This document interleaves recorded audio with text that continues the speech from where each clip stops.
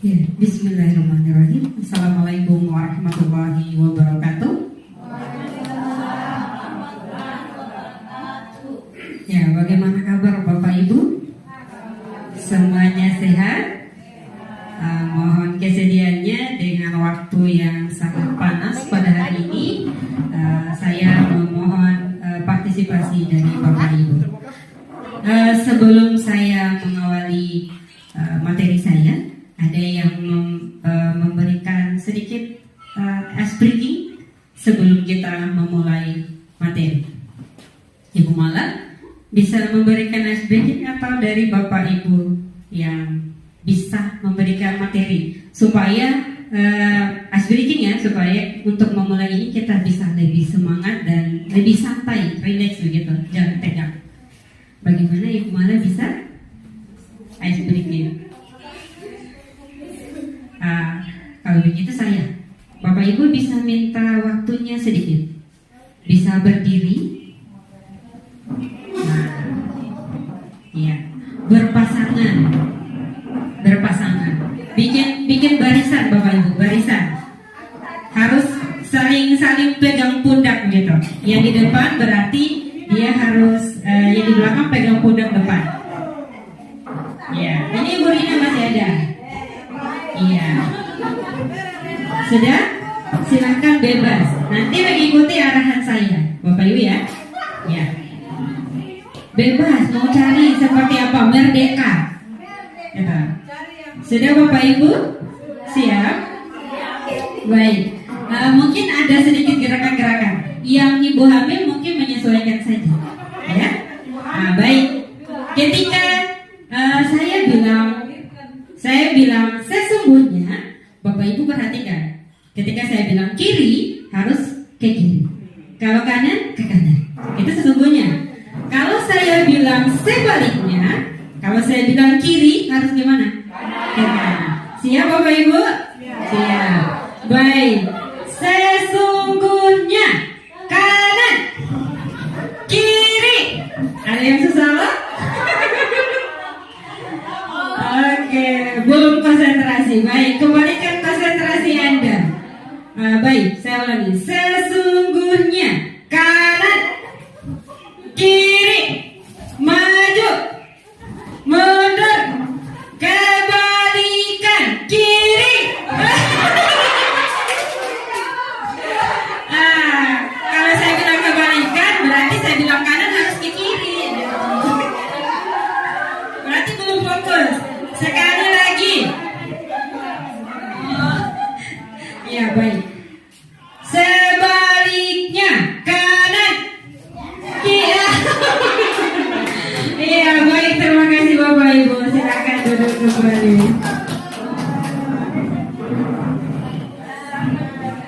Iya baik. Mohon maaf ya sebelumnya jika harus memerintah gitu. Jadi Bapak Ibu, materi kita pada hari ini tentang budaya positif. Ya Bapak Ibu, jadi Ibu nanti sudah. Ya, ada 6 konsep inti yang akan Bapak Ibu tarik hari ini. Yang pertama ada disiplin positif dan nilai kebajikan. Kemudian ada teori motivasi, hukuman dan penghargaan serta restitusi, kemudian keyakinan kelas, kemudian kebutuhan dasar manusia, posisi kontrol dan segitiga restitusi. Mungkin dari Bapak Ibu baru, maka hari ini kita akan memperkenalkan apa konsep dari ke-6 ini. Jadi nanti kita berbagi. Saya 2, Ibu Mala 2, dan Ibu Mariana 2. Yang pertama Bapak Ibu dengan saya dulu. Yang pertama itu materinya disiplin positif dan nilai kebajikan, kemudian teori motivasi, hukuman dan penghargaan serta restitusi. Ya, baik. Bapak Ibu, untuk kita menjalankan paradigma perubahan, ya, Bapak Ibu boleh kita main peran sedikit, ya, Bapak Ibu, pasangan satu-satu. Masing-masing 1-2 orang, 1 pasangan, atau Bapak Ibu bebas saja Ini saya ingin menggali persepsi Bapak Ibu. Di sini ada A dan B. Siapa yang mau A? Ada? Ya. Bapak Ibu, kalau Bapak Ibu ada di posisi A, Bapak Ibu bisa pegang satu hal yang penting dari Bapak Ibu. Saya pegang misalnya. Bisa ada satu orang. Nah, hal yang penting dari Bapak Ibu. Kemudian ada teman di samping membujuk Bapak Ibu untuk meminta hal penting yang Bapak Ibu pegang. Coba Bapak Ibu perhatikan. Kira-kira apa yang terjadi? Apakah Bapak Ibu ingin memberikan itu kepada orang yang meminta?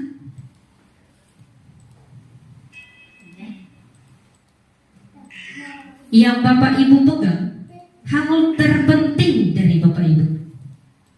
Kemudian ada orang yang meminta, membujuk. Apakah Bapak Ibu berikan? Ada yang mau kasih pendapat? Ya, Ibu Novi.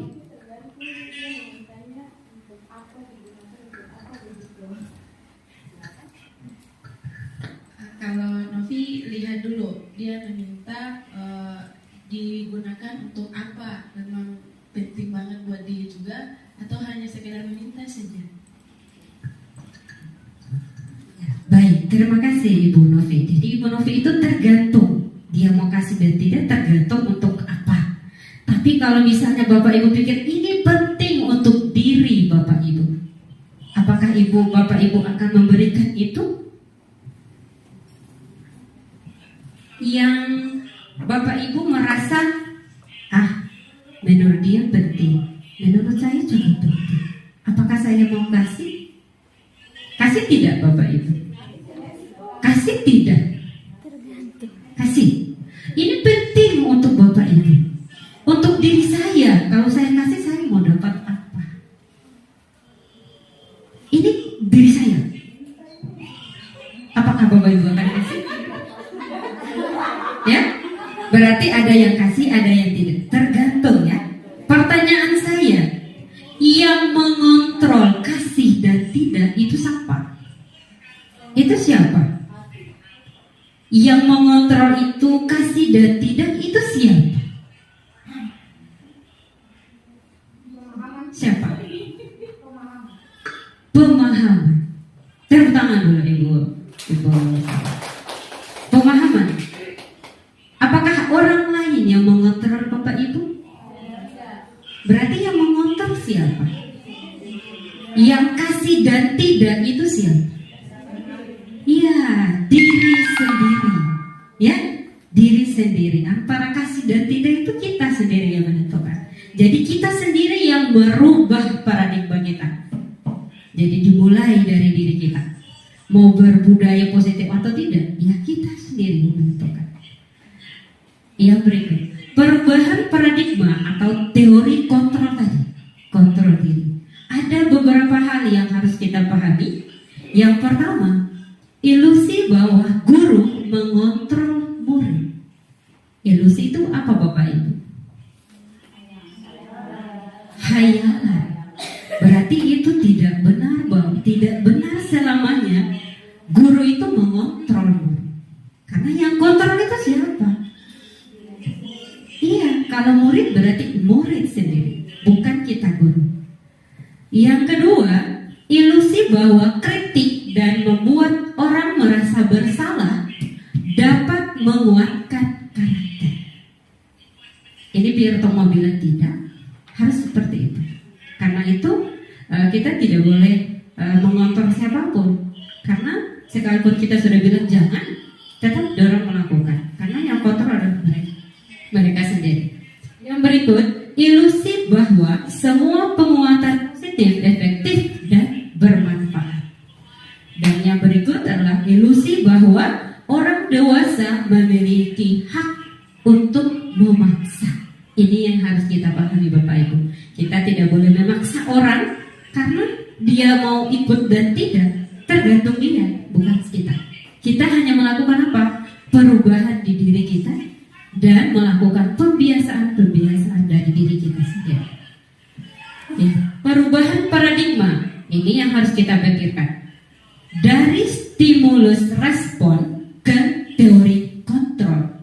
Tadi sudah saya tanyakan, siapa sesungguhnya yang memiliki kontrol? Siapa Bapak Ibu? Diri kita sendiri. Maka dari situ kita harus berpikir seperti ini Bapak Ibu. Stimulus respon dan teori kontrol. Kita dulu harus berpindah dari situ. Yang tadinya kita merasa mengubah orang agar berpandangan sama dengan kita. Itu stimulus respon. Kita harus mengubah pemikiran ini menjadi teori kontrol, di mana kita berusaha memahami pandangan orang lain tentang dunia. Itu Bapak Ibu. Yang berikut, perilaku buruk dilihat sebagai suatu kesalahan. Yang buruk itu pasti salah. Itu stimulus respon. Yang teori kontrol, semua perilaku memiliki tujuan Bapak Ibu. Mau baik, benar, itu punya tujuan. Tinggal kita yang menafsirkan. Mana kalau dia salah, apa? Alasannya apa dia bikin? Karena apa? Semua itu ada penyebab, baik dan buruknya. Selanjutnya, orang lain bisa mengontrol saya. Itu apa? Stimulus respon yang sebenarnya adalah hanya Anda yang bisa mengontrol diri sendiri. Itu yang harus kita rubah Bapak Ibu. Yang berikut, saya bisa mengontrol orang lain. Itu di stimulus respon. Sedangkan di teori kontrol harus apa Bapak Ibu? Ya, kita tidak bisa mengontrol orang lain. Tadi kalau saya bilang Ibu Novi kasih, kan belum tentu. Tanpa saya kasih alasan, Ibu Novi belum tentu kasih. Dia harus tahu alasannya, gitu. Yang terakhir, pemaksaan ada pada saat bujukan gagal. Ketika orang minta tara kasih pasti paksa. Mari nganape mas. Kalau tara kasih, terpotong. Gitu. Itu yang disebut dengan pemaksaan. Kolaborasi dan konsensus menciptakan pilihan-pilihan baru. Artinya ketika kita berkolaborasi, satu orang beda pemikirannya dengan banyak orang. Gitu. Kalau kita sendiri pilihannya cuma satu, tapi kalau banyak orang itu beda lagi. Begitu ya Bapak Ibu. Ada yang paling terakhir, model berpikir menang atau kalah. Kalau buruk dan baik pasti menang kalah. Sedangkan kalau di teori kontrol, model berpikirnya adalah menang-menang. Yang salah pun pasti menang. Karena tadi sebentar baru Bapak Ibu tahu kenapa harus menang dan menang. Gitu ya Bapak Ibu. Ya. Disiplin. Bapak Ibu, kalau misalnya kata disiplin diucapkan, apa yang Bapak Ibu rasakan? Apa yang Bapak Ibu pikirkan tentang disiplin? Ada yang mau memberikan tanggapan? Disiplin itu apa sih? Ya. Ya, disiplin menurut saya mungkin sama ya dengan mengontrol diri kita sendiri. Terima kasih Ibu Fitri. Tepuk tangan dulu supaya sedikit semangat. Ada lagi yang mau menambahkan? Disiplin itu apa? Ketika Bapak Ibu dengar disiplin itu apa?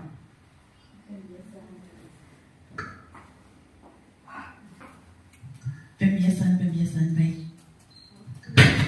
Pembiasaan baik. Terima kasih Ibu Mana. Tepuk tangan dulu. Ya, semua jawaban Bapak Ibu itu benar, ya. Tinggal kita menafsirkan masing-masing dengan bahasa kita sendiri. Ya, ini menurut buku yang sudah kami pelajari, modul disiplin itu berasal berasal dari bahasa Latin disciplina yang artinya belajar. Makna asal dari kata ini berkonotasi dengan disiplin diri dari murid-murid. Menurut Socrates dan Plato, disiplin diri membuat orang menggali potensinya menuju sebuah tujuan yang dia hargai, Bapak Ibu. Yang dia hargai. Jadi, orang mau baik dan tidak itu adalah kita sendiri. Karena kita percaya kita itu benar. Yang siswa tidak ikut aturan karena merasa bahwa ada yang hal baik yang dia pilih. Gitu. Tergantung dari nilai kontrol diri kita sendiri. Disiplin positif. Disiplin positif itu ada 3. Yang pertama, disiplin positif dapat dilakukan dengan berubah dari paradigma stimulus respon yang tadi kita yang paling kecil itu yang paling terakhir menang kalah harus berubah menjadi menang dan menang. Disiplin positif bertujuan untuk Bapak Ibu ini harus digarisbawahi menjadikan murid orang yang mereka inginkan dan menghargai diri sendiri dengan nilai-nilai kebajikan yang mereka percayai. Jadi dia mau bikin baik dan tidak karena ada hal yang dia percayai. Gitu. Pertanyaannya, yang dia percayai ini apa? Gitu. Mengarah kepada disiplin diri dalam mengontrol segala tindakan yang dilakukan sesuai dengan nilai-nilai kebajikan. Tadi ada kan di disiplin positif mengarah ke nilai kebajikan. Dan yang paling terakhir dapat membuat memiliki motivasi intrinsik yang berdampak jangka panjang, motivasi yang tidak akan terpengaruh pada adanya hukuman atau hadiah. Gitu.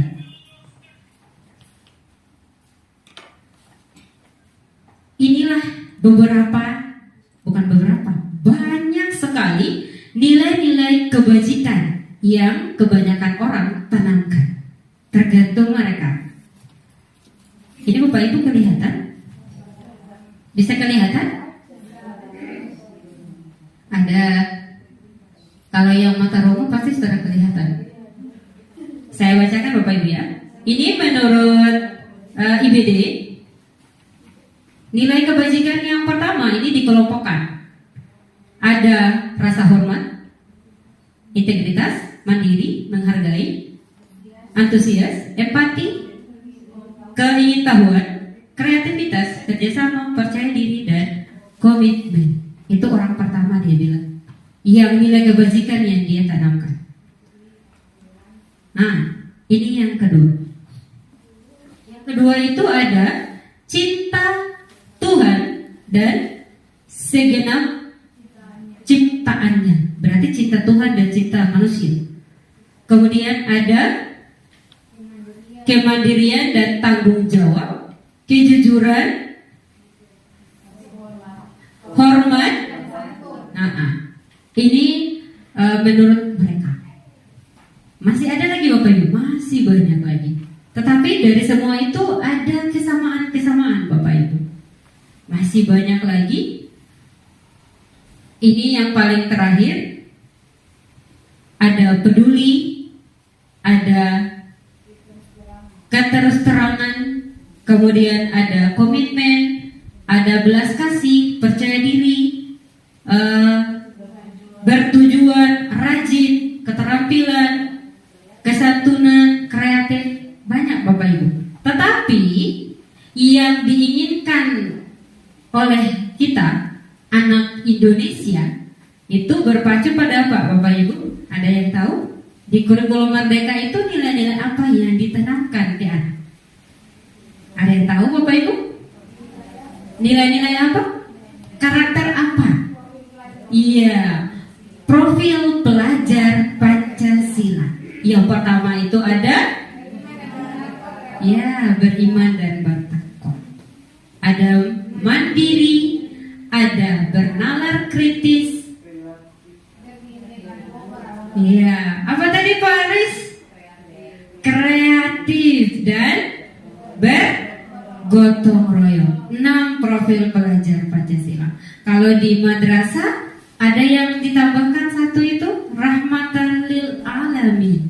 Itu juga sangat banyak dia penilaian, Bapak Ibu. Ini tidak perlu baca banyak karena kita sudah sering sekali mengikuti ini. Apa yang memotivasi Bapak Ibu melakukan disiplin? Apa kira-kira Bapak Ibu? Kita mau disiplin, tadi itu kan belajar ya. Bahasa Latin bilangnya belajar. Kalau menurut Sokrates, disiplin itu kita melakukan sesuatu karena ada nilai-nilai yang kita hargai. Apa yang Bapak Ibu, motivasi apa yang Bapak Ibu lakukan? Apa? Apakah karena hadiah? Ya, silakan.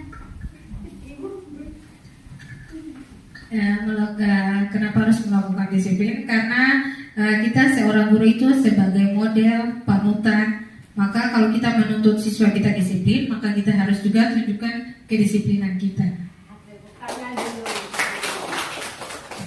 Ada lagi seperti itu. Jadi kalau kita guru, yang ditanamkan di diri kita adalah keteladanan. Sebelum kita mengubah seseorang, ya diri kita sendiri. Mau merubah murid, harus kita guru yang mencontohi disiplin itu seperti apa. Teori motivasi. Ada 3 teori. Yang pertama, untuk menghindari ketidaknyamanan atau hukuman. Itu yang pertama biasanya orang lakukan. Oh, disiplin. Yo, takutnya dapat tegur dari pimpinan. Kalau tak dapat tegur, oh bikin saja. Tapi kalau misalnya pertanyaan apa yang biasa terjadi? Apa yang akan terjadi apabila saya tidak melakukannya? Itu motivasi pertama. Yang kedua, untuk mendapatkan imbalan atau penghargaan dari orang lain, baik pimpinan maupun teman. Ini teori motivasi. Pertanyaan yang muncul, apa yang akan saya dapatkan apabila saya melakukannya? Kalau saya tidak dapat apa-apa, oh saya terbikin. Seperti itu. Misalnya, oh sebentar ini sudah mau hari guru, mau dapat penghargaan, kata ada. Kalau mau dapat, ya hadir terus. Gitu. Itu yang motivasi kedua. Yang ketiga, untuk menjadi orang yang mereka inginkan dan menghargai diri sendiri dengan nilai-nilai yang mereka percayai. Pertanyaan yang biasa terjadi, saya akan menjadi orang seperti apa bila saya melakukannya? Mau baik atau tidak? Pertanyaan terbesarnya, kita, guru, sudah ada di mana? Motivasi yang kita gunakan motivasi apa? Yang pertamakah, yang keduakah, atau yang ketiga, Bapak Ibu? Ini yang harus kita pertanyakan. Pengalaman saya, ini sangat, ketika saya mempelajari modul, sangat tergores hati saya. Karena pada dasarnya kita belum bisa mencapai ketiga-tiganya. Kita pernah melakukan ketiga-tiganya, tetapi yang diharapkan oleh Ki Hajar Dewantara atau pendidikan nasional kita, yaitu yang paling terakhir, yang ketiga. Yang pertama dan kedua Bapak Ibu, itu ekstrinsik, artinya pengaruh dari luar. Orang bikin karena ada sesuatu, karena hadiah, karena pengakuan. Tapi yang diinginkan adalah yang ketiga, itu disebut dengan motivasi intrinsik dari dalam diri kita. Karena yang mengontrol adalah kita sendiri, yang pada akhirnya akan menuju yang ini Bapak Ibu. Seorang pendidik harus menghindari hukuman dan pemberian penghargaan berlebihan agar meminimalisir motivasi eksternal di dalam diri murid. Jangan kebiasaan harus ada hadiah baru bikin. Seperti itu Bapak Ibu. Jadi harus melakukan perubahan paradigma kita, pemikiran kita. Jangan karena ada sesuatu baru bikin. Begini Bapak Ibu, bisa? Iya. Disiplin positif tujuannya adalah nih, menanamkan motivasi yang ketiga. Motivasi apa tadi Bapak Ibu? Cek. Motivasi yang ketiga apa?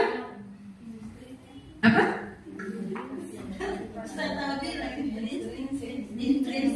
Iya, tepuk tangan untuk Ibu Helana.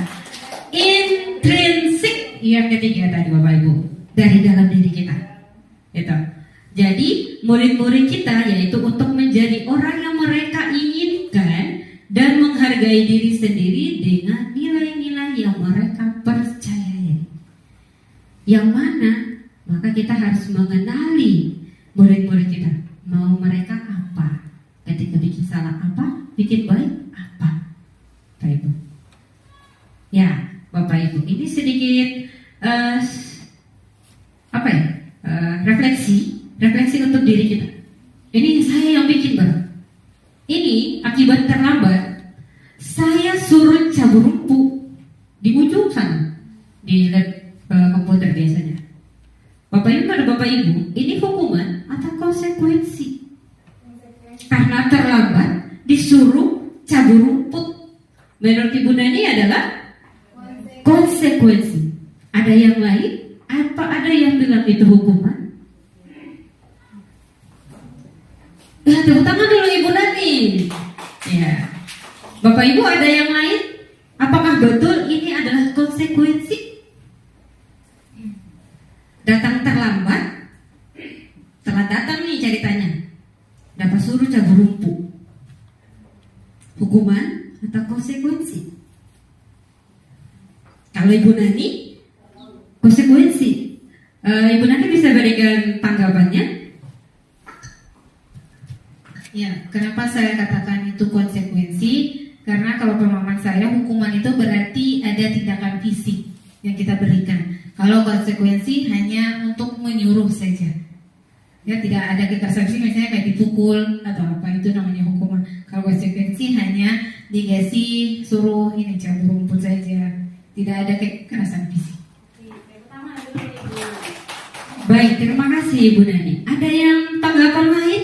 Oh, saya tidak mau, saya bilang itu hukuman. Ada? Pak Rudi? Oh ya, Ibu Novi, silakan. Kalau menurut saya itu adalah hukuman, karena hukuman itu adalah sesuatu yang dijatuhkan kepada pelaku yang melanggar. Misalkan itu terlambat, berarti dikasih cabut rumput. Kalau konsekuensi itu berarti apa ya? Setiap siswa yang terlambat harus cabut rumput, itu konsekuensi dari terlambat. Tapi kalau hanya sebagian yang pada saat terlambat disuruh cuci rumput atau bisa saja cuci WC, misalkan, itu hukuman menurut saya. Iya, luar biasa. Terima kasih untuk Ibu Novi dan Ibu Nani. Baik, saya tidak bisa bilang benar dan salah. Sebentar, Bapak Ibu yang akan menentukan apakah dia benar atau dia salah, atau apakah konsekuensi atau hukuman. Ya, Bapak Ibu, kita lanjut. Apakah Anda setuju dengan tindakan guru terhadap mereka? Mengapa? Kalau misalnya terlambat terus cabut rumput, Bapak Ibu setuju tidak? Karena saya yang suruh, berarti Ibu Bapak setuju dengan saya? Setuju? Terlambat suruh cabut rumput. Bagaimana? Menurut Anda, tindakan guru terhadap mereka adalah sebuah hukuman atau konsekuensi? Mengapa? Tadi sudah dijawab. Ibu Nani bilang konsekuensi karena tidak ada tindakan fisik. Kalau Ibu Novi, hukuman. Baik, Bapak Ibu ada yang mau tambah? Mungkin ada gambaran? Iya, Ibu Lana. Ini kalau menurut saya tergantung dari guru yang memberikan hukuman. Kalau seandainya aturan sekolah, kalau ada murid yang terlambat diberi hukuman cuci rumput, berarti itu aturan sekolah yang buat. Tapi iya, tapi kalau hukuman tadi ya dari guru sendiri lagi kita kasih hukuman supaya jangan terulang lagi, besoknya tidak terlambat lagi, begitu barangkali dari saya. Ya, semangat. Terima kasih, luar biasa. Jadi menurut Ibu Ahlana, tergantung kalau memang sudah ada kesepakatan, maka disebut dengan konsekuensi. Kalau tidak, berarti dia adalah hukuman gitu. Ya, baik, kita lihat jawabannya Bapak Ibu sama-sama. Iya, hukuman dan konsekuensi. Ada dua identitas Bapak Ibu.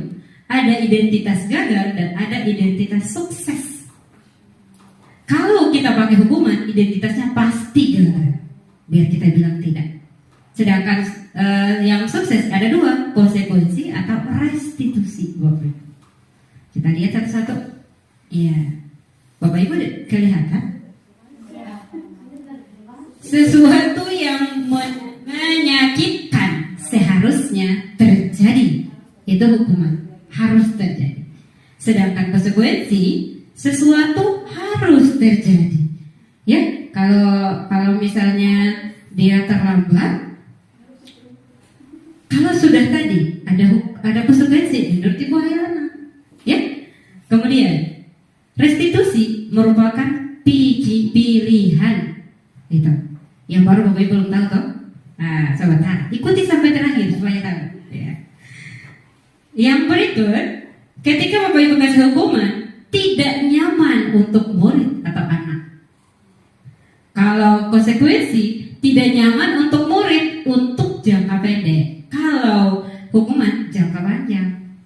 Kalau restitusi menguatkan untuk murid. Sebentar nanti baru Bapak Ibu tahu apa sih dari tadi bila-bila restitusi. Gitu, ya. Dan yang berikut, murid akan tersakiti. Memang tersumpah, pasti dong sakit. Tapi kalau sudah ada konsekuensi, kalau sudah ada kesepakatan, dia harus terima, gitu. Sedangkan murid kalau restitusi, murid mendapatkan penguatan. Bapak pilih yang mana? Hukuman, konsekuensi, atau restitusi? Restitusi juga aman. Nanti sebentar Bapak Ibu. Sepakat ya? Kita pakai restitusi ya. Tidak ada konsekuensi dan tidak ada hukuman. Baik. Ini kalau hukuman dia negatif berarti tidak baik. Paling tidak semuanya dihindari. Sedangkan netral tergantung kondisi, pakai dan tidak. Sedangkan positif kan tidak mungkin, hal positif kita tinggalkan. Kita pakai saja. Sepakat ya Bapak Ibu? Untuk kalau hukuman modenya paksaan. Kalau stimulus respon itu kita lihat dulu apa sih yang terjadi, baru kita berikan respon. Oh nanti kan bikin ini. Gitu. Sedangkan restitusi harus pakai ini Bapak Ibu, teori kontrol yang 3 tadi. Kita harus pakai yang intrinsik. Oke.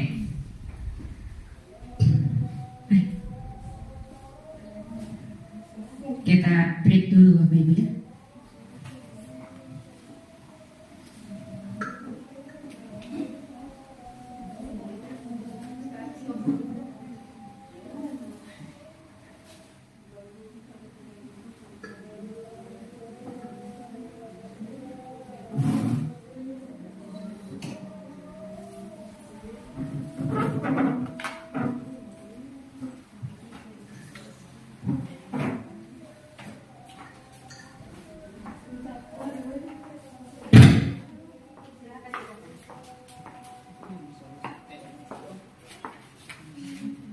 Lanjut ya.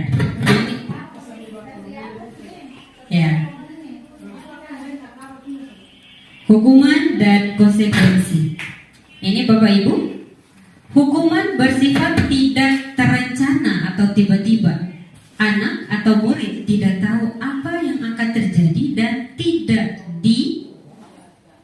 dilibatkan. Kemudian umumnya bentuk-bentuk konsekuensi dibuat oleh pihak guru atau sekolah dan murid sudah mengetahui sebelumnya konsekuensi yang akan diterima bila ada pelanggaran.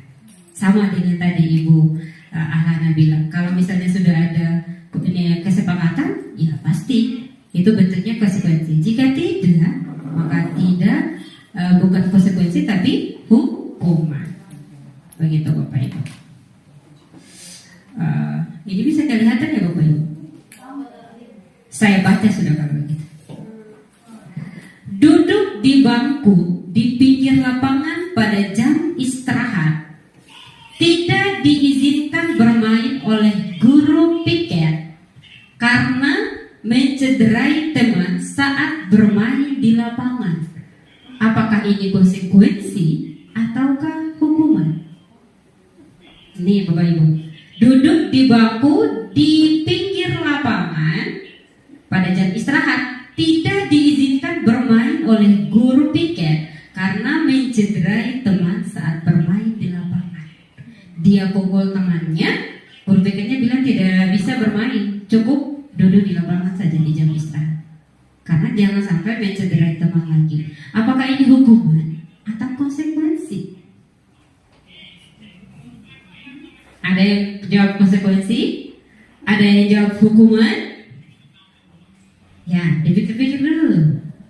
Yang kedua, terlambat hadir di pembelajaran daring 15 menit dan diminta untuk tinggal 15 menit sesudah kelas usai untuk membahas ketertinggalan pelajaran. Artinya ketika dia terlambat masuk, sebentar selesai jam kita tambah jam lagi. Apakah itu konsekuensi ataukah hukuman? Konsekuensi. Bisa kasih alasan? Mama nih, itu konsekuensi. Bisa diberi alasan? Ini ketika yang lambat 15 menit, jam istirahat selesai, dia ada tambah jam lagi. Jam istirahatnya lupa.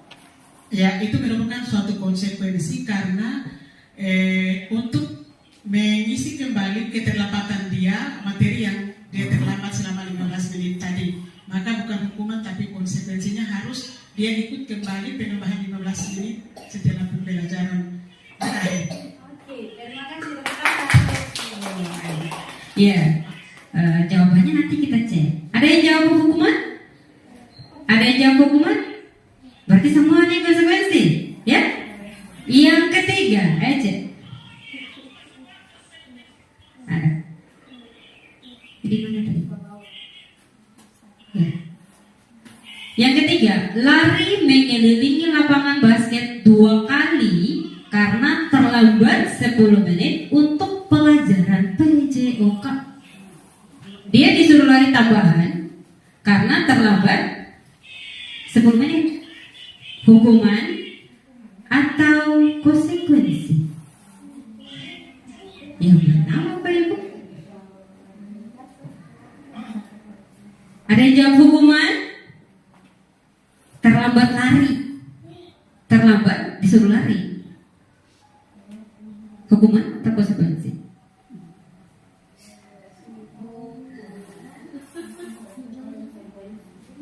Konsekuensi. Bisa dikasih alasan? Ya, terima kasih.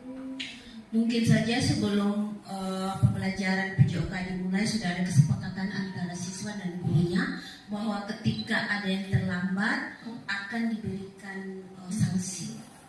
Begitu. Ibu Kepala Madrasah. Ya, luar biasa ya jawabannya.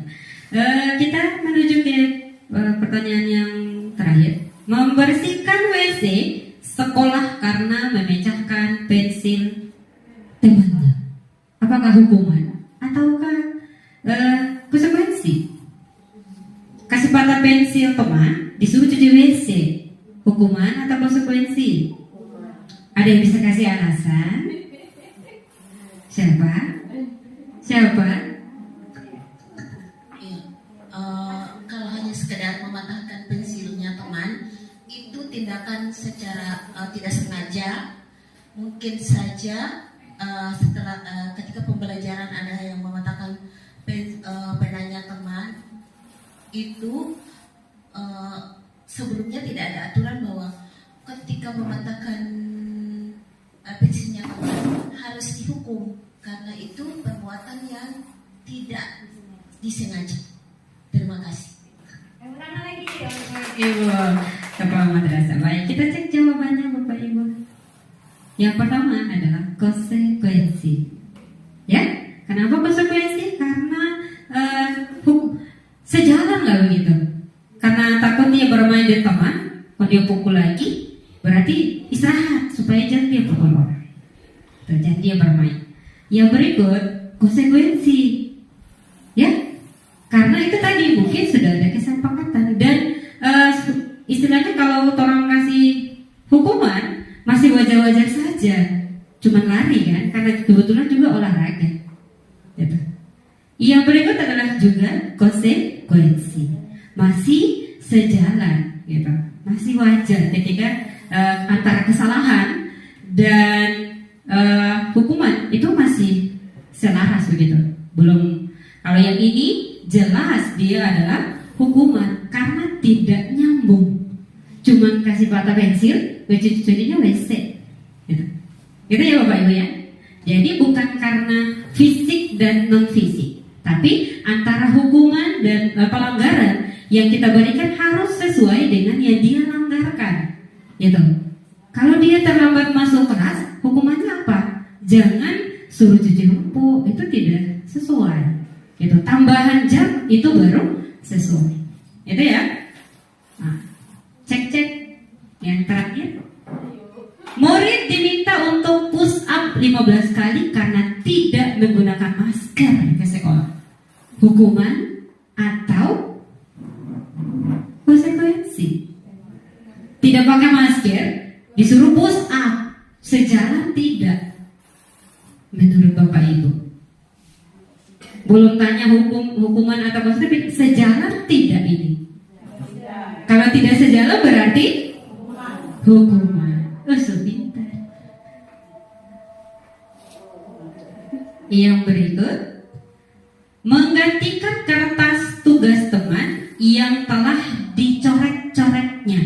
Artinya ketika dia coret sama buku, disuruh ganti dengan kertas baru. Hukuman atau konsekuensi? Sepakat? Iya. Jadi dia adalah konsekuensi, masih selaras. Sampai di sini Bapak Ibu ada yang mau ditanyakan?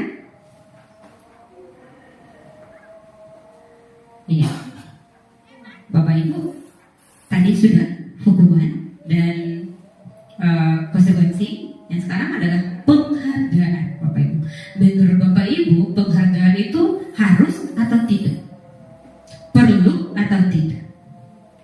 Penghargaan. Penghargaan ya, bukan hadiah. Hadiah ya, bukan apresiasi. Penghargaan perlu tidak? Ibu Bapak, saya contohkan. Ketika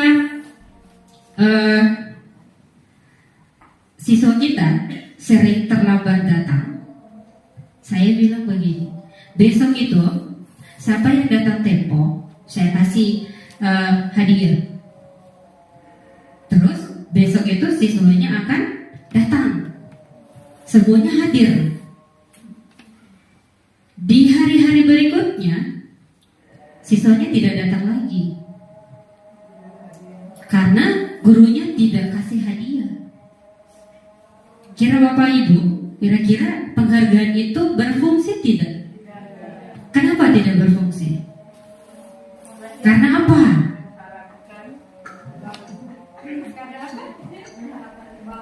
Iya, karena mengharapkan imbalan, mengharapkan hadiah. Berarti dia pakai motivasi kedua, karena dia menginginkan hadiah. Gitu. Jadi hadiah itu sebenarnya tidak efektif, ya. Ini Bapak Ibu. Penghargaan itu pengaruhnya jangka pendek dan jangka panjang. Kemudian penghargaan tidak efektif. Penghargaan merusak hubungan. Penghargaan mengurangi ketepatan. Penghargaan menurunkan kualitas. Penghargaan mematikan kreativitas. Penghargaan menghukum. Dan yang terakhir, motivasi dari dalam diri motivasi intrinsik. Bapak Ibu sampai di sini? Tapi kalau apresiasi boleh tidak Bapak Ibu? Boleh. Bapak Ibu bisa memberikan penghargaan dalam bentuk apresiasi, tidak dalam bentuk hadiah. Hukuman tidak boleh, hadiah tidak boleh, apresiasi boleh. Apresiasi yes, gitu. Itu ya Bapak Ibu ya. Nah, yang paling terakhir, restitusi.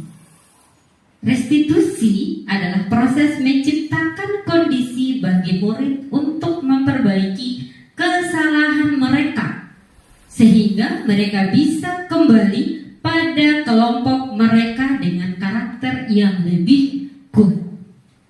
Tadi yang benang-benang tadi Bapak Ibu. Jadi kita sudah sepakat tadi ya menggunakan restitusi. Jadi ini identitasnya Bapak Ibu.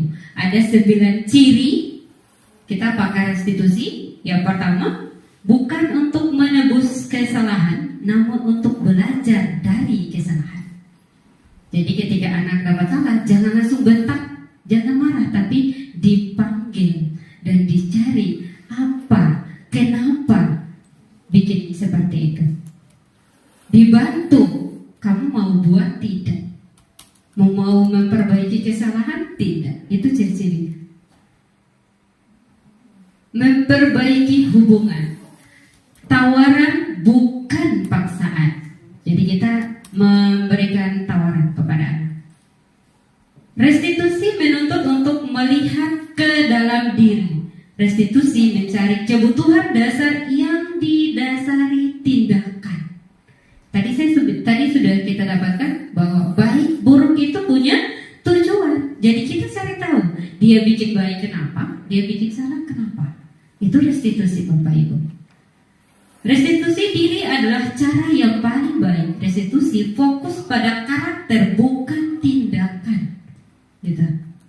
Restitusi fokus pada solusi dan restitusi mengembalikan murid yang berbuat salah pada kelompoknya. Kalau salah kita cari buat dia menjadi benar. Gitu. Bukan tambah salah. Makanya hindari yang namanya hukuman Bapak Ibu. Baik, ini sebelum ibu saya tutup ya Bapak Ibu ya.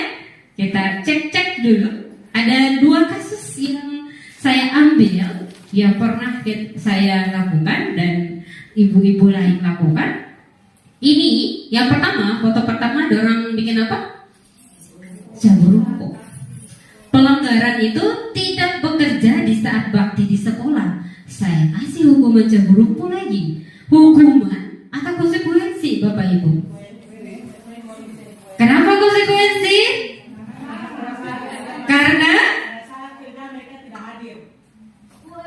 pada saat kerja yang sudah dijanjikan mereka tidak hadir, akhirnya konsekuensinya mereka harus mencabut rumput juga. ya sudah ya Bapak Ibu sudah sangat hebat. Kemudian ini yang baru terjadi tadi pagi Bapak Ibu. Ini kira-kira Bapak Ibu kenapa? Naik pagar sekolah. Jadi saya bilang Ibu Ona, Mama Ona, kita tidak boleh kasih hukuman, tapi kita boleh kasih konsekuensi. Dengan cara apa? Ya, naik turun pagar lagi. Ya, itu yang bisa kita terapkan. Yang pasti konsekuensi itu selaras dengan yang dia langgarkan Bapak Ibu, fisik maupun non fisik. Ya, tidak serta-merta hukuman itu fisik, tidak. Ada fisik juga dalam bentuk verbal, bahasa yang berimbas kepada psikologis. Jadi hukuman itu bisa fisik dan non fisik. Yang dimaksud konsekuensi adalah yang selaras antara pelanggaran dan hukuman atau konsekuensi itu selaras, harus sama. Nah, dengan perbuatan itu harus selaras, gitu, Bapak Ibu. Ada lagi yang bertanya? Ya, silakan Ibu Fit.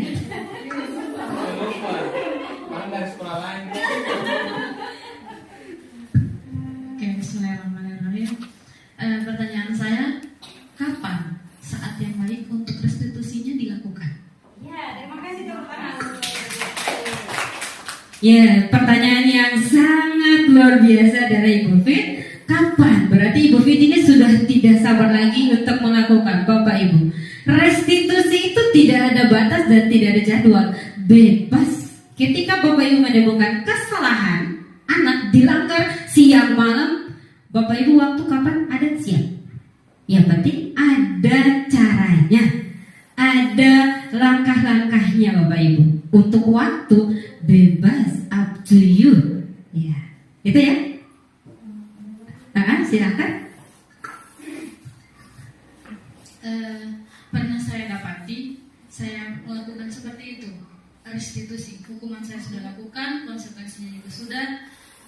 Pertama itu memang saya melakukan hukuman, itu memang kesalahan saya. Seterusnya saya lakukan konsekuensi, dan yang terakhir itu restitusi. Setelah dipikir-pikir, kayaknya pilihan yang terbaik itu restitusi. Terus kembalikan lagi kepada anaknya. Kira-kira kapan kita tunggu moodnya atau bagaimana gitu? Saya masih bingung gitu. Kira-kira kapan yang pas gitu? Kita tunggu moodnya anak ini baik atau mood kita yang baik atau bagaimana? Karena kita mau menyelesaikan sesuatu harus kita lihat dulu skonnya, situasinya bagaimana. Terima kasih. Iya, terima kasih Ibu Fit ya. Tepuk tangan lagi untuk Ibu Fit. Untuk restitusi, ini kalau saya jawab nanti Ibu Mala ini kebagiannya sedikit. Ya, ada caranya restitusi itu Bapak Ibu. Pertama, kita menstabilkan identitas. Di situ kita mengontrol emosi siswa, mengikuti apa yang dia pikirkan. Kalau dia merasa dia berbuat salah tapi dia berasa benar, maka kita harus membenarkan dia dengan ada kata-kata atau kalimat pertanyaan yang memancing bahwa dia merasa dia benar. Setelah itu memvalidasi tindakannya salah. Jadi kalau dia sudah salah, maka bahasa apa yang kita bisa arahkan dia. Dari situ, setelah dia tenang, dia sudah tahu bahwa saya ini salah, maka tanyakan keyakinannya. Harus dia bikin apa supaya dia tidak melakukan kesalahan. Gitu. Ada 3 langkah restitusi. Nanti dia lebih jelasnya ke Ibu Mala. Ya, itu saja yang perlu saya sampaikan. Terima kasih Bapak Ibu sekalian. Saya ingin berbagi pengalaman Bapak Ibu sebelum saya akhiri. Ketika saya mempelajari di guru penggerak ini Bapak Ibu, banyak hal yang saya dapatkan, banyak hal perubahan yang saya alami. Bagaimana saya merasa diri saya telah melakukan sedikit pelanggaran dan banyak pelanggaran, karena saya tidak tahu posisi saya seperti apa. Kita guru, ada posisinya Bapak Ibu, sehingga kita bisa menggunakan restitusi. Gitu. Kita harus tahu dulu, kita di posisi mana. Nanti lebih detail ada di Ibu Mala tentang posisi kontrol. Kita guru di mana dan diselesaikan seperti apa. Gitu. Saya hanya menyampaikan Bapak Ibu disiplin seperti apa, teori apa yang harus kita gunakan di dalam diri kita. Dan harus kita berikan apa? Hukuman, konsekuensi, atau restitusi. Gitu. Kita sudah sepakat restitusi, maka kita harus melakukannya dengan 3 tahap. Jadi sebelum pertama kali saya melakukan restitusi, saya sudah pernah lakukan Bapak Ibu, tapi tidak sampai selesai. Saya hanya sampai di validasi, tidak membantu siswa mendapatkan solusi. Itu yang menjadi pengalaman saya. Dan rasa yang saya dapatkan pada hari ini adalah sebelum-sebelumnya saya menyadari diri saya bukan di posisi sebenarnya seorang guru. Setelah saya ikuti baru saya dapat bahwa saya harus di manajer, sehingga saya bisa menjalankan restitusi. Mungkin itu saja yang dapat saya sampaikan Bapak Ibu. Saya mohon terima kasih banyak. Thank you. Ya, untuk kita semua Bapak Ibu, saya ingin memberikan satu icebreaking penutup Bapak Ibu. Sebelum saya tutup, Ketika tepuk salut namanya Bapak Ibu. Tepuk salut untuk kita semua. Ada 3 gelombang. Gelombang pertama, boleh tepuk tangan, boleh tepuk mulut. Ya. Kalau saya bilang salut. Kalau saya bilang bas, berarti salut. bilang cempreng. Itu apa itu ya? Siap? Ya. 1, 2, 3. Tepuk salut. Salut, salut. Mas, tepuk salut. Tepuk cempreng. Baik, terima kasih yang luar biasa untuk Bapak Ibu sekalian. Saya serahkan ke moderator. Terima kasih. Saya akhiri. Wassalamualaikum warahmatullahi wabarakatuh. Ya, kita berikan aplaus yang meriah untuk pemateri pertama kita, yaitu Ibu Citra Ratiba Abu. Nah, selanjutnya materi yang ketiga dan keempat akan disampaikan oleh Ibu Mariana Mancari SPD. Kepada Ibu dipersilakan.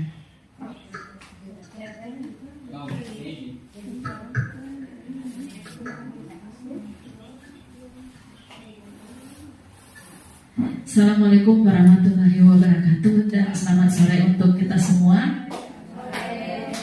Terima kasih atas waktu dan kesempatan untuk Bapak Ibu semua yang sudah diluangkan untuk kami untuk menyampaikan tugas kami sebagai calon guru penggerak, yaitu dalam aksi nyata modul 1.4 tentang budaya positif. Kalau tadi kita sudah bersama-sama dengan Ibu Citra dengan materinya tentang nilai-nilai kebajikan dan posisinya dan kebutuhan teori motivasi, hukuman dan penghargaan serta restitusi. Sekarang kita akan masuk dengan materi saya, yaitu keyakinan kelas dan kebutuhan dasar manusia. Bapak Ibu, sebenarnya materi ini harus disampaikan secara utuh, tapi karena menyangkut dengan waktu kita, maka kita berbagi karena kita semua adalah berada di satu sekolah yang sama, sehingga kita berbagi tugas dan tanggung jawab. Kalau tadi kita sudah belajar banyak tentang budaya positifnya, sekarang kita akan belajar tentang keyakinan kelas. Bapak Ibu, kalau dulu kita kenal dengan peraturan sekolah atau peraturan kelas. Kalau peraturan berarti ada hukumannya, iya kan? Ya, pasti ada hukumannya. Jadi di sini keyakinan kelas adalah metode untuk menimbulkan kembali disiplin positif yang didasari oleh motivasi seseorang atau siswa. Jadi ini kalau yang ini di dalam bentuk siswa, tetapi sebenarnya kita juga sebagai guru harus menanamkan budaya yang positif di dalam kehidupan kita. Tujuan dari diadakannya pembuatan keyakinan kelas, yaitu yang pertama menciptakan pembelajaran yang berpusat pada murid. Yang kedua, memunculkan keterlibatan murid dalam menentukan kelas yang diimpikan, sehingga murid lebih bertanggung jawab dan akan keputusan yang dibuat secara bersama-sama. Jadi di sini dalam membuat suatu keyakinan kelas, bukan kita murid yang membuatnya, tetapi kita harus meminta persetujuan dari siswa. Jadi yang membuat ini sebenarnya siswa, bukan kita guru. Kita sebagai guru hanya memfasilitasi mereka. Kita meminta pendapat mereka. Kira-kira di dalam kelas mereka apa yang akan mereka buat. Yang berikut, menumbuhkan komunikasi efektif di antara murid dan guru. Jadi ada saling komunikasi. Jadi misalnya wali kelas saya dengan saya siswa, misalnya Bapak Ibu saya siswa saya. Jadi kita akan membuat suatu keyakinan kelas. Keyakinan, kalau dulu kan kita kenal dengan peraturan. Jadi misalnya peraturan kalau dulu tuh jangan buang sampah sembarangan. Bapak Ibu, kalau dulu peraturan bisa menggunakan kalimat-kalimat yang negatif, Tetapi untuk keyakinan kelas kita harus menggunakan kata-kata yang positif. Yang negatif-negatifnya tidak bisa kita gunakan. Namun sebelum kita membuat keyakinan kelas, kita harus tahu dulu, kita harus menyampaikan kepada siswa kita kira-kira nilai-nilai kebajikan apa yang akan kita lakukan di dalam kelas kita. Kalau tadi Ibu Citra nilai-nilai kebajikan kan kita sudah tahu, beriman dan bertakwa kepada Tuhan Yang Maha Esa, ada disiplinnya, ada kerjasamanya, itu kan nilai-nilai kebajikannya. Jadi untuk membuat suatu keyakinan kelas kita harus mempunyai mimpi, kira-kira kelas kita harus ciptakan seperti apa. Begitu Bapak Ibu. Jadi pembentukan keyakinan kelas dimulai dengan keyakinan kelas lebih bersifat abstrak dari peraturan yang lebih rinci dan konkret. Jadi dia hanya misalnya seperti angan-angan begitu. Kita memimpikan kelas kita seperti apa? Bersifat abstrak. Begitu. Yang kedua, keyakinan kelas berupa pernyataan-pernyataan yang universal. Yang berikut, keyakinan kelas hendaknya tidak terlalu banyak. Percuma kita bikin banyak-banyak tapi tidak kita laksanakan. Bisa saja maksimalnya 6 atau 8 cukup sudah. Yang penting dia bisa menggambarkan impian kelas kita seperti apa. Begitu. Yang berikut, mudah diingat dan dipahami oleh semua warga kelas. Yang keempat, keyakinan kelas sebaiknya sesuatu yang dapat diterapkan di lingkungan kelas kita atau sekolah kita. Yang berikut, semua warga kelas hendaknya ikut berkontribusi dalam pembuatan keyakinan kelas lewat kegiatan curah pendapat. Itu tadi. Jadi yang membuat keyakinan kelas bukan kita guru, tetapi siswa kita. Kita memfasilitasi siswa kita untuk berpendapat sesuai dengan keinginan mereka, kira-kira kelas mereka akan mereka jadikan seperti apa. Yang berikut, bersedia meninjau kembali keyakinan kelas dari waktu ke waktu. Jadi Bapak Ibu, keyakinan kelas tidak selamanya dia paten. Tetapi keyakinan kelas itu bisa berubah kapan saja, tergantung apa yang kita temui di dalam perjalanan selanjutnya. Oh, kira-kira kita berkelas mau jadi apa? Begitu. Jadi bisa kita ubah kapan saja, tergantung impian semua orang. Di sini saya berikan contoh keyakinan kelas. Yang pertama, masuk tepat waktu di kelas setiap saat. Masuk tepat waktu di kelas setiap saat. Berarti di setiap mau datang masuk jam pertama harus tepat waktu. Setelah istirahat juga tepat waktu. Karena anak-anak kita kan kebanyakan supel masuk masih ada datang belanja. Iya toh?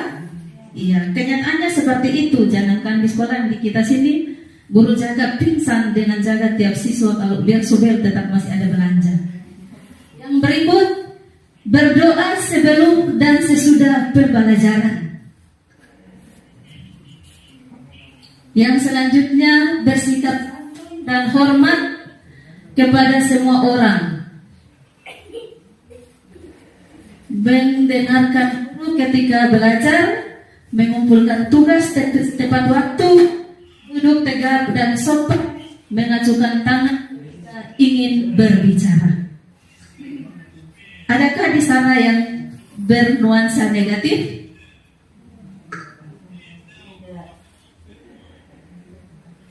Itu jadi keyakinan kelas dia harus menggunakan kata-kata yang positif. Yang berikut, kebutuhan dasar manusia. Bapak Ibu, kebutuhan dasar manusia adalah segala sesuatu yang dibutuhkan oleh manusia untuk mempertahankan keseimbangan kondisi fisiologis dan psikologis yang bertujuan untuk mempertahankan kehidupan dan kesehatan. Seluruh tindakan yang kita lakukan memiliki tujuan tertentu, dan semua usaha terbaik yang kita lakukan adalah dalam rangka agar kebutuhan dasar kita terpenuhi dengan baik. Itu adalah kebutuhan dasar kita sebagai manusia. Bapak Ibu, kebutuhan dasar kita sebagai manusia itu ada 5. Yang pertama, kebutuhan untuk bertahan hidup. Yang kedua, kasih sayang dan rasa diterima. Ketiga, penguasaan. Keempat, ada kebebasan. Dan yang kelima, ada kesenangan. Di mana kebutuhan untuk bertahan hidup bisa kita peroleh dari akan makanan, pakaian, tempat tinggal, keamanan, dan kesehatan. Itu adalah kebutuhan untuk bertahan hidup. Sedangkan untuk kasih sayang dan rasa diterima, misalnya itu rasa diterima, dipedulikan, berbagi, kerjasama, menjadi bagian dari dalam kelompok. Yang untuk berikut penguasa, di situ ada harga diri, ada keinginan untuk dianggap, memimpin, berprestasi, diakui, dan keinginan untuk selalu didengar. Yang berikut kebebasan. Kebebasan itu di dalamnya ada mandiri, memiliki pilihan, mencoba hal yang baru, mampu mengendalikan arah dirinya. Dan yang terakhir, kesenangan. Kesenangan di sana ada bermain, humor, antusias, dan tertawa. Bapak Ibu, di sini saya punya satu kasus. Nanti Bapak Ibu, dari kasus ini kira-kira kebutuhan apa yang diperlukan oleh Arya? Tahun ini Arya berusia 17 tahun. Ia senang sekali ketika ayahnya mulai mengajarkan cara menyetir mobil. Setiap akhir pekan ia berlatih menyetir. Ia terlihat senang sekali. Berlatih sampai akhirnya ia bisa menyetir mobil dengan baik dan lancar. Ketika ibunya bertanya pada Arya, apa yang membuat dia ingin bisa menyetir mobil? Ibunya bertanya keinginannya. Dari kasus ini, dari bacaan kita ini, kira-kira nilai atau kebutuhan apa yang dibutuhkan oleh Arya? Dan pertanyaan berikut. Pertanyaan yang pertama, aku merasa bangga dan keren ibu. Kira-kira kebutuhan apa yang Arya butuhkan? Dari kalimat yang Arya jawab nih, aku merasa bangga dan keren. Kebutuhan akan apa itu? Apakah penguasaan, kasih sayang, ataukah yang lain-lain? Yang berikut, biar bisa jalan-jalan naik mobil sama teman-teman. Kebutuhan apa yang Arya butuh? Yang ketiga, aku senang bisa pergi ke tempat-tempat yang aku suka. Kebutuhan apakah itu? Yang terakhir, menyetir mobil itu seru. Kira-kira kebutuhan apa yang dibutuhkan oleh Arya? Kembali ke kebutuhan dasar manusia tadi, biar mereka ibu-ibu, bapak-bapak bisa di belakang.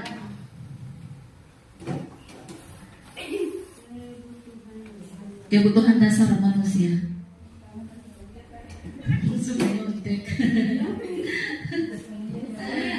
Iya. Nah, kira-kira kebutuhan apa yang Arya butuh? Dari yang pertanyaan ibu ini apa? Jawaban Arya yang pertama kira-kira nilai apa? Aku bangga bisa bawa mobil. Nilai apa? Bapak Ibu, ada yang bisa? dewasa. Ya, karena ada harga diri, ada keinginan untuk dianggap, ya. Ada memimpin, ada diakui, ingin diakui. Oke. Yang berikut pertanyaan kedua tadi, kira-kira nilai apa?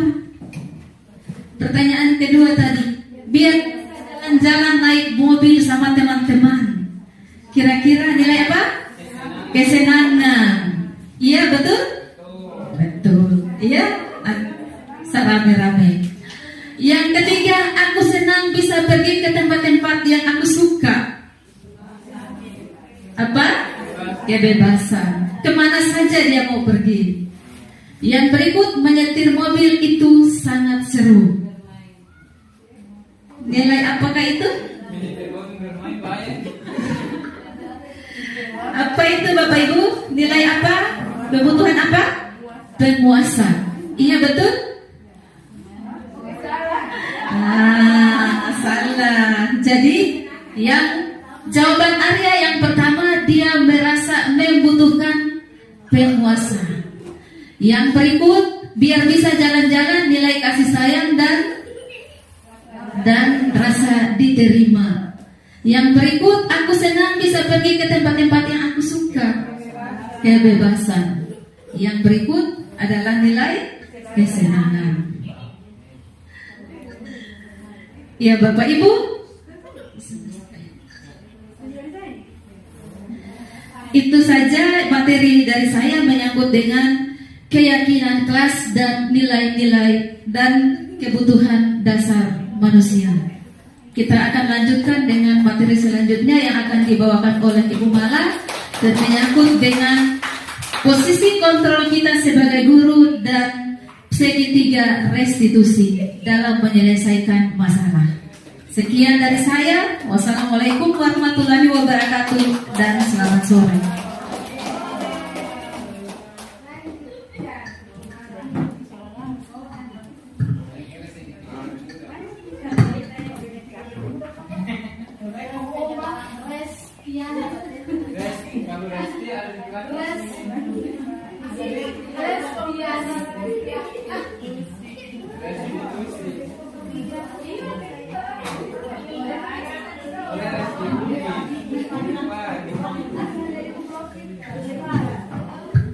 Cek 1 2. Oke. Bapak dan Ibu guru hebat yang saya hormati, ya, sambil menunggu teknisi untuk menyampaikan materi saya atau mempersiapkan materi saya yang akan saya sampaikan hari ini, marilah kita refreshing dulu ya, refreshing dulu supaya yang kaku-kaku, ya, karena tadi sudah banyak yang materi-materi yang sudah disampaikan oleh Ibu Citra dan Ibu Mariana. Nah, yang saya lanjut ini akan lebih menyenangkan lagi dan kita sebagai seorang guru akan merasa bersalah terhadap siswa kita, ya. Seperti itu. Baik, Kakak Citra bisa memimpin dan sebagainya kita. Oke, terima kasih Bapak dan Ibu guru hebat. Kita berdiri sejenak untuk ekspresi.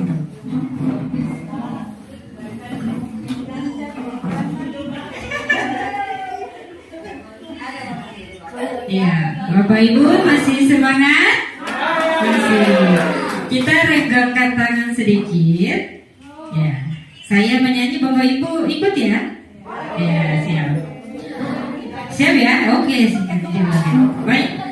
Tangan ke atas menggapai bintang, tangan ke samping burung yang terbang, tangan ke depan ikan berenang, duduk yang rapi, kita mulai. Iya, terima kasih kepada Kakak Citra yang sudah memimpin diskusi kita pada sore hari ini. Ya, sambil menunggu permintaan dari Mama Ni tentang MS pisang hijau segera disiapkan. Tapi pisangnya saya bukan esnya ya. Baik, Bapak dan Ibu guru hebat yang saya hormati, di sini saya akan menyampaikan ya tentang penyebaran pemahaman budaya positif aksi nyata kami CDP di modul 1.4 ya. Kepada rekan guru saya sudah kenal saya toh ya, dari SMP Negeri 14 Halmahera Selatan, saya CGP Angkatan 9. Lanjut Kak Aceh. Ya, ini sudah dikatakan oleh Ibu Citra tadi, ya, tentang konsep inti budaya positif pada distrik positif yang sudah disampaikan oleh Ibu Citra. Kemudian nilai-nilai kebajikan yang sudah disampaikan juga oleh Ibu Citra. Kemudian kebutuhan dasar manusia yang sudah disampaikan oleh Ibu Mariana, dan keyakinan kelas. Nah, giliran saya itu adalah posisi kontrol guru dan segitiga restitusi. Sebentar Ibu Fit, nanti kita bahas ya tentang segitiga restitusi. Nah, iya, 5 posisi kontrol guru. Tadi sudah banyak yang ditayangkan oleh Ibu Citra tentang hukuman dan konsekuensi. Nah, di situ ada gambar yang angkat kaki sebelah dan memegang telinga. Ya, kalau dulu kan biasa begitu Pak. Kalau kita beberapa kali salah, kita akan dihukum oleh guru SD kita. Angkat kaki sebelah, tangan di telinga. Nah, gitu. Selama matematika belum selesai, jangan turun kaki. Biasanya kan seperti itu. Itu yang disebut dengan penghukum ya. Kemudian yang kedua adalah membuat merasa bersalah. Bagaimana caranya kita membuat siswa itu dia merasa bersalah. Nanti sebentar kita akan bahas bersama. Ya. Jadi siswa itu sudah berbuat salah. Kita buat dia bagaimana caranya supaya dia merasa bersalah dan dia mengakui kesalahan. Kemudian yang berikut adalah kita dulu sebagai teman. Kita posisi kita sebagai teman. Bagaimana cara supaya siswa itu bisa mengakui kesalahannya? Kita di posisi kita sebagai teman. Ya. Kemudian yang kedua yang berikut adalah pemantau. Nah, kalau pemantau biasanya anak-anak lagi ujian, anak-anak lagi ulangan harian misalnya, kita sebagai pemantau. Kita pantau, ini nyontek kata dia. Posisi kita sebagai seorang pemantau. Nah, yang berikut adalah sebagai manajer. Ini sudah disinggung oleh Kakak Citra tadi ya, bagaimana kita seorang guru, posisi kita sebagai seorang manajer. Nah, ini ada contoh penerapan 5 kontrol guru ya. Ada kasus nih. Nah, kasus yang pertama, siswa tidak memakai atribut lengkap saat upacara bendera. Kenapa saya angkat kasus ini? Karena kita di SMP itu di setiap hari Senin itu upacaranya harus menggunakan atribut lengkap. Tetapi banyak siswa yang melanggar itu. Nah, di situ ada 2, penghukum, pembuat merasa bersalah. Nah, kalau kita di posisi sebagai penghukum, ya, ini hormat bendera selama 1 jam. Mohon maaf Mama Umi, ini Mama Umi laksanakan pada 1 pekan yang lalu ya. Itu ada anak-anak bermain saat bendera naik, ada anak-anak bermain di belakang karena sudah ditegur berulang-ulang, tapi tetap saja maka cara ini yang digunakan. Hormat bendera. Nah, gitu.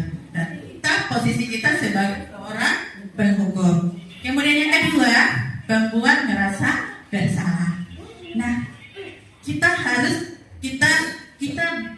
di posisi kontrol kita sebagai pembuat merasa bersalah. Jadi berapa kali Bapak Ibu harus memberitahu kamu selalu saja mengecewakan ibu atau bapak.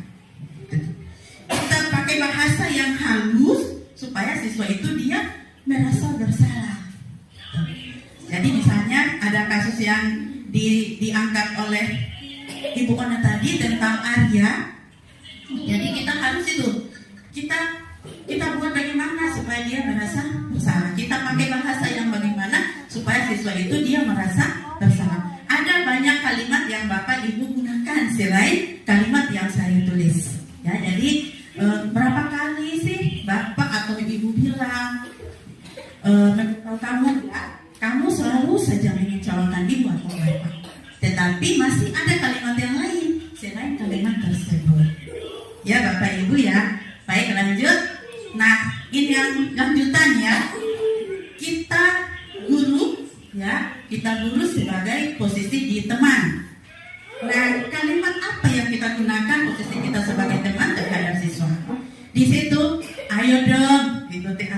sawah. Tolong bantu ibu ya, sekali ini. Ya sudah, tidak apa-apa. Kedepannya tidak seperti ini lagi ya.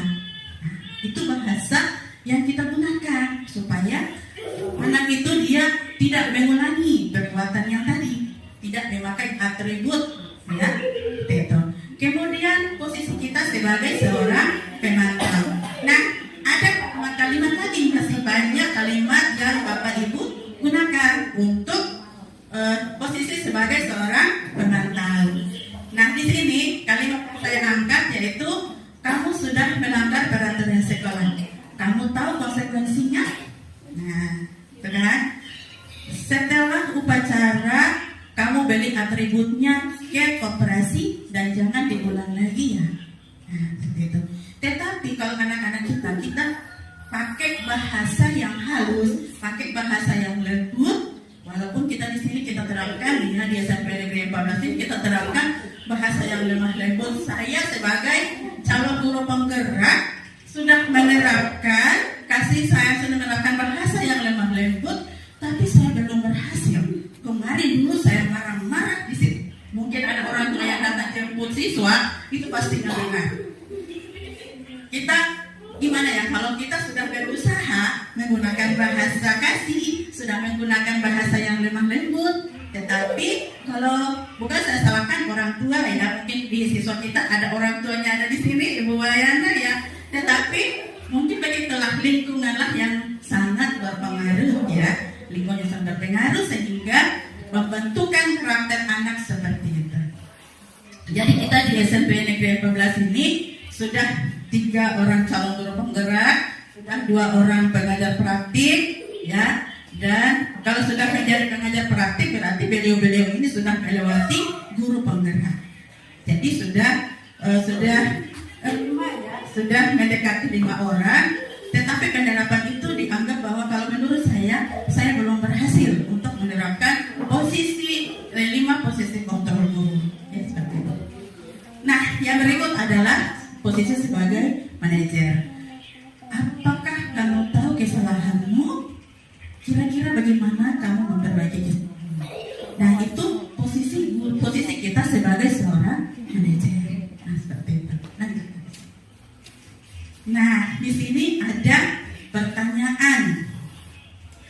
Posisi kontrol apakah aku? Di situ ada saya kecewa sekali dengan kamu. Menurut Bapak Ibu itu duduknya di posisi yang mana?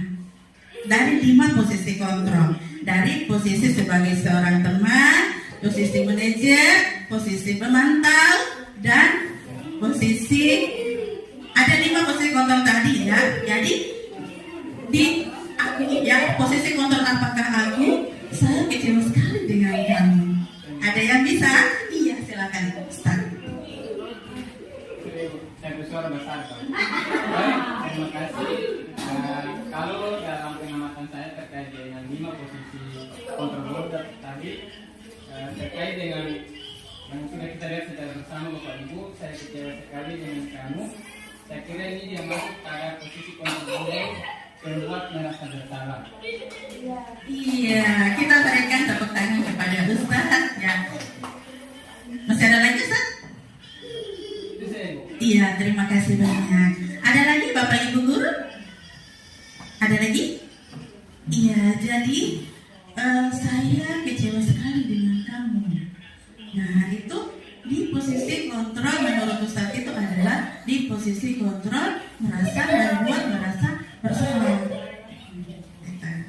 Yang berikut, posisi kontrol apakah aku? Nah, pertanyaannya, kamu tidak pernah benar melakukannya. Kamu tidak pernah benar melakukannya. Di posisi mana aku? Ayo, Bapak dan Ibu guru hebat, silakan. Super, kita kembali lagi 5 kebutuhan, 5 posisi kontrol guru. Nah, ya, sebagai penghukum, hormat bendera. Nah, membuat merasa bersalah itu katanya. Berapa kali Bapak dan Ibu sudah harus memberitahu kamu?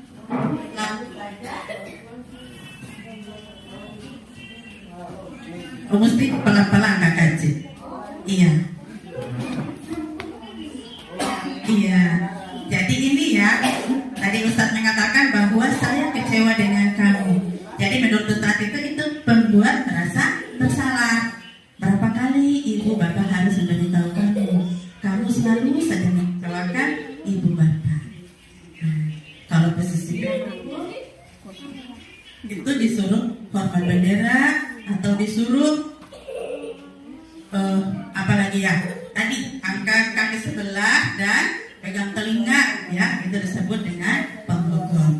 Nah, yang berikut ini sebagai teman, ayo dong, ya, ikuti aturan sekolah, tolong bantu ibu ya, sekali ini saja, tidak apa-apa, kedepannya tidak seperti itu lagi ya. Nah, itu sebagai teman. Posisi kita, posisi guru sebagai seorang teman. Nah, kalau penantang seperti itu, udah paham?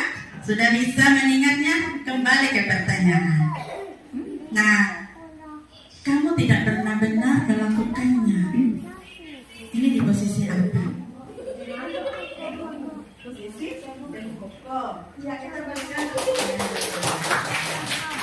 Kamu tidak pernah benar melakukannya. Terima kasih. Kita lanjut. Coba kita kembali lagi di penghukum tadi ya. Iya.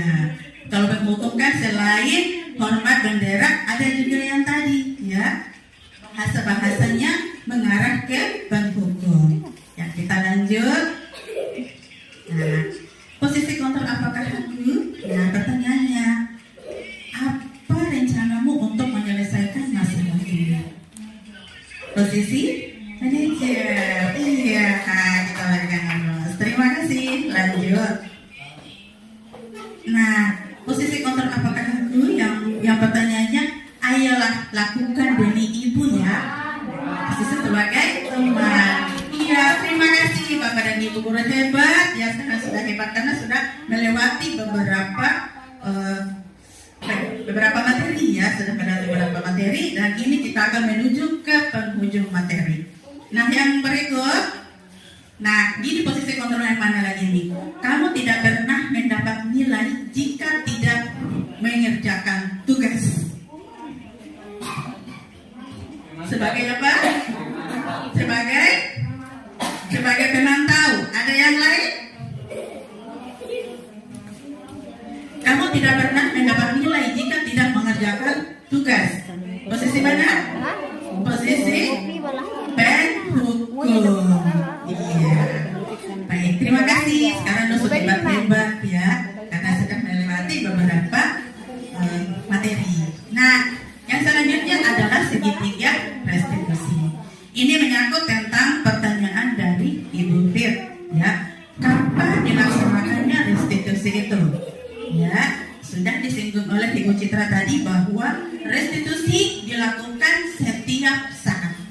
Ya, di saat siswa melakukan kesalahan, kita harus menggunakan menyelesaikannya dengan menggunakan restitusi. Jadi restitusi ini ada langkah-langkahnya yang disebut dengan segitiga restitusi.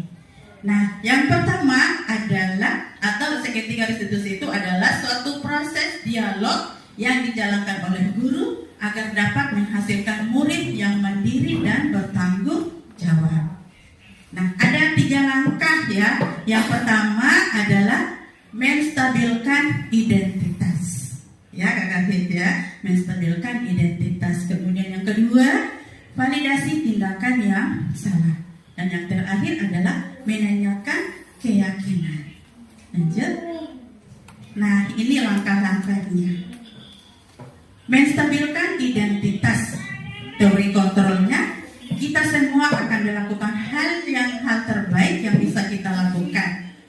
Ya, validasi tindakan yang salah itu semua teori kontrolnya, semua perilaku memiliki alasan. Kemudian yang ketiga adalah menanyakan keyakinan. Itu teori kontrolnya adalah kita semua memiliki motivasi internal. Nah, yang pertama adalah menstabilkan identitas. Berdasarkan prinsip pembuat kesalahan adalah bagian dari proses pembelajaran. Nah, itu adalah menstabilkan identitas. Nah, menstabilkan identitas ini berbuat salah itu wajar. Jadi misalnya ada siswa kita yang berbuat salah, kita angkut kasus yang tadi ya, tidak memakai atribut lengkap di saat upacara bendera di setiap hari Senin. Nah, kalau kita menyelesaikan masalah tersebut, kita harus menggunakannya ini, menstabilkan identitas yang pertama. Langkah yang pertama di segitiga restitusi. Nah, yang pertama, berbuat salah itu wajar. Jadi misalnya ya, saya panggil misalnya ada siswa yang tidak memakai atribut, di anak wali saya ada Fikri, misalnya saya panggil. Setelah dipanggil, kita sudah duduk berhadapan. Nanti sebentar di akhir dari materi saya ada salah satu contoh ya untuk menerapkan segitiga restitusi untuk menyelesaikan permasalahan siswa. Ya, gitu. Jadi yang pertama kita harus menstabilkan identitas siswa dulu. Nah, jadi ada pertanyaan-pertanyaan yang harus kita tanyakan kepada siswa tersebut. Yang pertama, kita harus menjelaskan bahwa atau kita harus menstabilkan identitas itu, kita membuat siswa itu dia tidak merasa bersalah gitu. Dia harus tenang begitu pada saat kita panggil, dia tidak merasa takut di saat kita panggil. Jadi ada bahasa tertentu, misalnya berbuat salah itu wajar. Tidak ada manusia yang sempurna. Ibu bapak juga pernah melakukan itu ya. Ibu tidak mau mencari siapa yang salah, tapi ibu ingin mencari solusi dari permasalahan ini. Kamu berhak merasa begitu. Itu ada kalimat-kalimat yang kita lakukan, yang kita gunakan pada saat menstabilkan identitas siswa. Nah, yang berikut, validasi tindakan yang salah.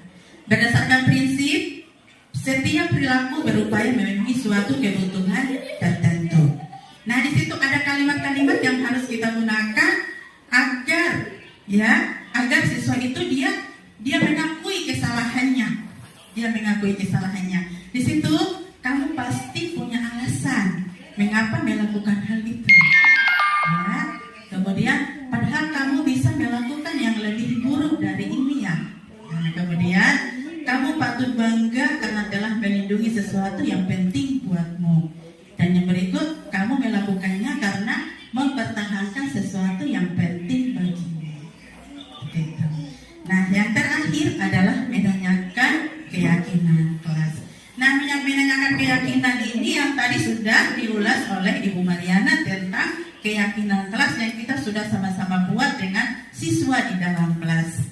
Jadi keyakinan kelas itu beda dengan peraturan ya. Kalau sudah dijelaskan tadi bahwa keyakinan kelas itu menggunakan bahasa-bahasa yang positif. Jadi kalau misalnya dulu jangan datang terlambat. Nah, kalau untuk jangan datang terlambat berarti kita pakai bahasa positifnya datang tepat waktu. Gitu. Ya. Nah, di sini ada menanyakan keyakinan. Kita harus tahu keyakinan kelas yang kita sudah buat supaya siswa dia mengakui kesalahannya dengan keyakinan kelas yang kita sudah sama-sama buat. Misalnya ya, apa keyakinan kelas kita? Nah, misalnya tadi atribut tidak lengkap. Misalnya kalau keyakinan kelas kita menggunakan atribut lengkap di setiap hari Senin misalnya. Terus di sini kita akan tanyakan apa keyakinan kelas kita? Pasti dia jawab, oh keyakinan kelas kita itu ini, kita harus menggunakan seragam lengkap di setiap hari Senin. Nah, kemudian yang kedua, nilai-nilai apa yang telah disepakati bersama?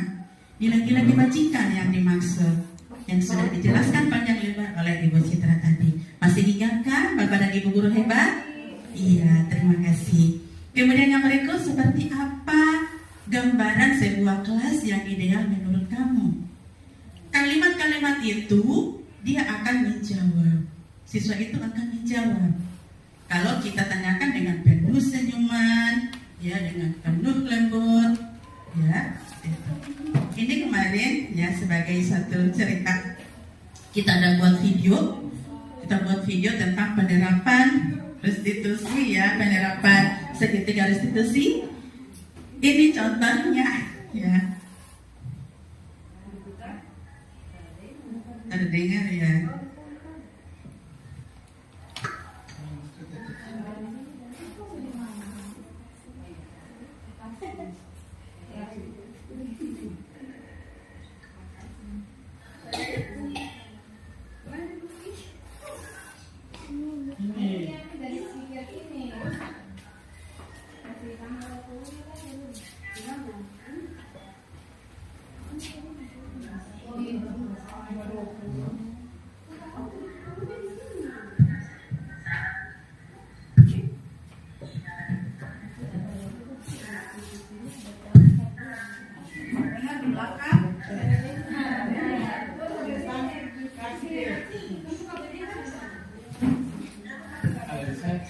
Saya daam kemarin. Kita lihat di motor yang kasih.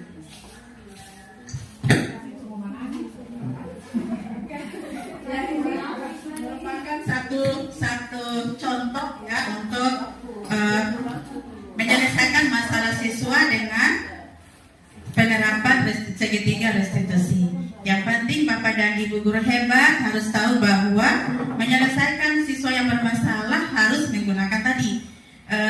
Kita sebagai guru ada 5 kontrol guru. Itu yang harus kita ingat. Posisi kita sebagai apa? Posisi sebagai kita teman, posisi sebagai manajer, sebagai penghukum, ya seperti itu. Kemudian kita terapkan juga di segitiga restitusi. Yang tadi ada 3 langkah tadi. Yang pertama, menstabilkan identitas. Kemudian yang kedua, memvalidasi tindakan yang salah. Yang terakhir adalah menandakan keyakinan kelas. Itu akan dijawab, ya. Biar bagaimanapun kalau kita pakai tindakan itu, mereka akan menjawab dengan dan mengakui kesalahan mereka. Dan kalau contoh konkretnya mungkin Ibu Citra ya, karena dia menggunakan kasus yang memang betul-betul anak mereka, anak wali dia, ya. Dan di situ mungkin dia sedang menerapkan itu, ya. Terima kasih. Ini penutup, ya. Jadi dalam penerapan program disiplin positif, hendaknya guru memiliki standar kepribadian, profesional, dan sosial yang baik, di mana guru mampu merefleksi dirinya dalam posisi kontrol saat ini. Bagaimana perjalanan dirinya sebagai among, ya, yang menuntun murid-muridnya menjadi insan yang mandiri, merdeka, dan bertanggung jawab. Itu ada di standar nasional pendidikan yang saya kutip. Thank you, salam guru hebat, tergerak, bergerak, dan menggerakkan. Itu logo ya dari ya, terima kasih saya sampaikan kepada Bapak guru hebat yang sudah meluangkan waktu, ya, dan sudah mendukung kami. 3 calon guru penggerak ini ada merupakan aksi nyata kami. Terima kasih. Saya akhiri. Assalamualaikum warahmatullahi wabarakatuh.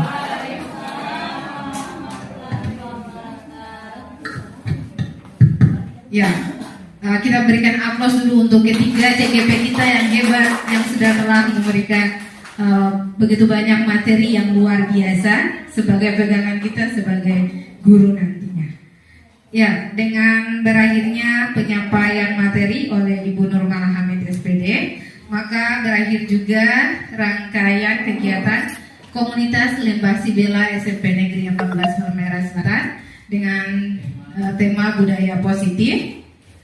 Semoga materi yang sudah disampaikan oleh ketiga Ibu CGP ini bisa kita terapkan di diri kita, kemudian di sekolah kita masing-masing. Untuk itu, dengan menutup kegiatan ini, saya mengajak kita semua untuk mengucapkan hamdalah. Alhamdulillah. Ya, demikian saya ucapkan wabillahi taufik wal hidayah. Wassalamualaikum warahmatullahi wabarakatuh.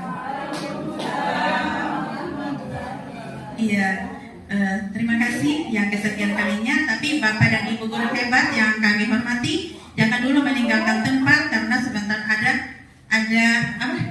snack ya, akan snack yang akan hadir di sini.